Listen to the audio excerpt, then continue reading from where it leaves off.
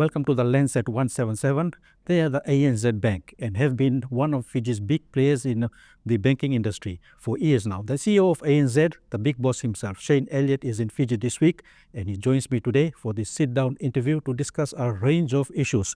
Starting with Mr. Elliot, what is the main purpose of your visit to Fiji? Because it's so important to come and talk to your customers and regulators and your own people and understand what's really happening. I had tried to come before, unfortunately, got caught in COVID times. And so it was really an opportunity to come and connect with our business here and learn more about what can we do to help the economic prosperity of Fiji.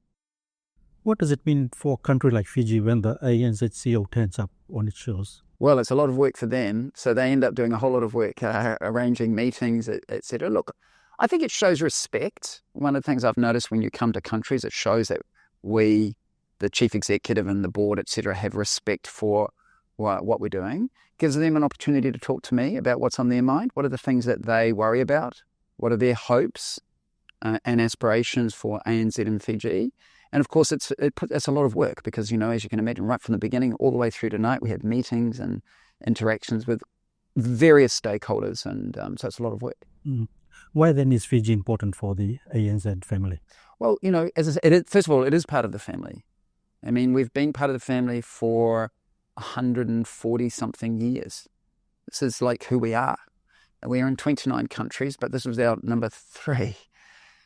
We have a business that really has a very strong sense of purpose to shape a world where people and communities thrive. And the people and communities of Fiji want to thrive and aspire to things that might be different than they do in Australia or in Singapore or India or Japan and other markets. But it's really important that as an operator here, that we're a responsible operator, but that we understand the needs of the stakeholders in these markets. And so that's why being on the ground for me and my team is so important. Mm-hmm. What size of the Fijian market does ANZ currently? So we're one of the sort of big 3 sort of banks here. Look, it's a very competitive market. It's one thing you learn about Fiji when you compare it to other markets. For the size of the population and the economy, Fiji is very, very well served by the number and the scale of the banks. You have very good banks here, very high quality. I mean, we sort of, depending on the industry and the market and the segment, maybe we're sort of a 20-ish% market share, so we're not the biggest. But our strategy has never been about being the biggest, it's about being the best. And so we know who we want to serve. We know what we do better than others. And it's really about finding those customers of good character and the people that we want to support.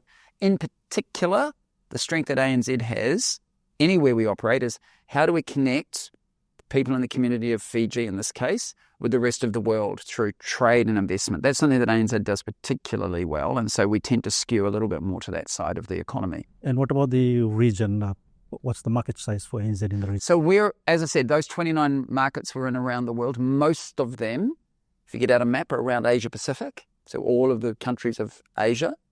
And of course, nearly all, not all, but most of the nations of the Pacific. So whether that's Vanuatu and the Solomons or Papua New Guinea, but all the way across through Tonga, Cook Islands, Samoa, etc. So we're pretty big and broad in this part of the world.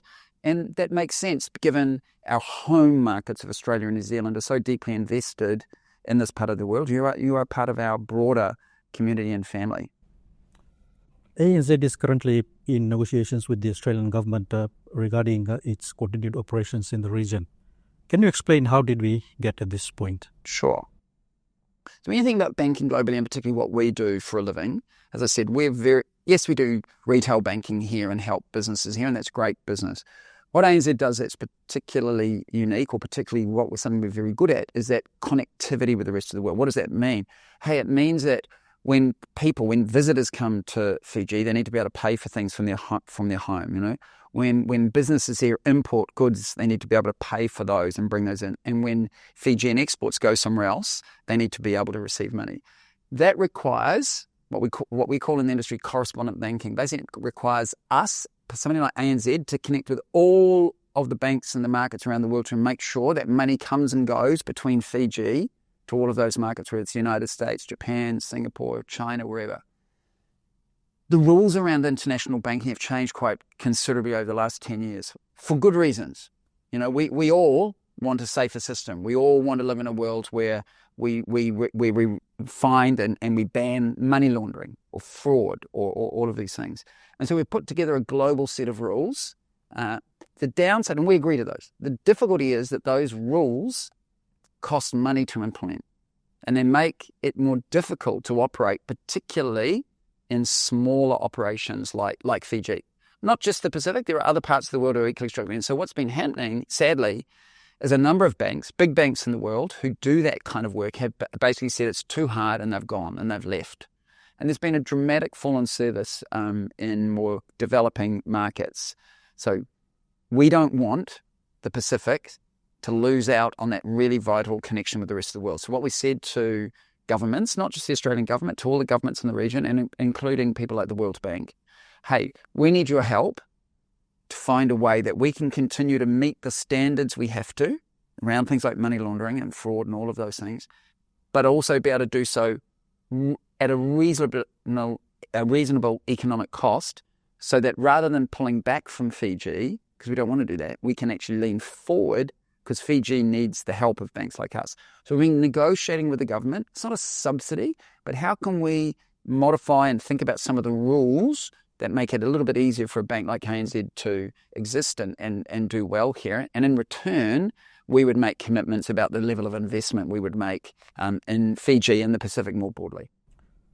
So by when can an announcement be expected on this? Oh, look, we are very, very close. In fact, the Australian government obviously made an announcement because they're highly confident we're going to get there. Like everything, it goes through some legal process.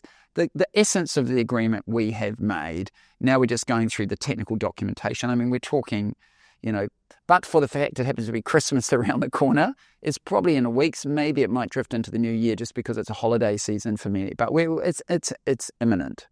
Nothing to do with geopolitics. Publicly available information suggests that Australia's government's involvement is to keep China away. Is there some substance to that argument? Well, that's certainly not the conversations that we've been having. Our conversations have been the people of the Pacific deserve to have world-class banking facilities so that the people here can prosper and thrive and grow, particularly by being better connected to the rest of the world. And, Fiji is a great example, whether it's tourism, whether it's a trade in agricultural products, or we're importing all of the goods that the people here need. So that's been what we've saying, hey, in order to do that, you need thriving banks who can operate safely for the people of Fiji. And so that's what our conversations have been about. Rather than walking away, how do we lean in, as I've said, and sort of help more? That is what the conversations have been about. Doesn't this the involvement of the Australian government with ANZ give rise to the perception that when smaller banks, Westpac, can survive on its own, why does ANZ need government? Yeah, so I think the agreements that the Australian government will come to will apply to others as well. So it's not a unique set of circumstances for us. But I would also point out that we're slightly, and I have a huge amount of respect for Westpac and the other banks that deal here, we are slightly different, yeah? And that difference is that we are present in nearly all of the Pacific, and our peers are not. Westpac is not, and they'll have to work on what they need to do well, and they're a good, well-run bank. But ANZ, as I say, has a much broader footprint in the Pacific, by far the broadest of any Australian bank. And that's why we're a little bit different. And that means we can have a much bigger positive impact as well. So with the right structures behind us, not only can we lean in and support the people of Fiji, but it includes Samoa and Tonga, and Solomons and Vanuatu and Kiribati. So it's a bigger proposition. So in other words, ANZ is not leaving this region or Fiji? Well, we don't want to leave. I mean, we have to. We first of all, we are a private sector company. We, by law, I have obligations to our shareholders. It's their money, not mine. I have obligations to make sure that they get a decent return for the risks that they're taking. My job is to find a way to do that, to give them the returns they need, and support the communities where we operate. I can't imagine a time that we would leave a place like Fiji, given we've been here since 1880. But we need help sometimes to work through when there are challenges. Mr. Elliot, we'll take a short break and continue the discussion in part 2.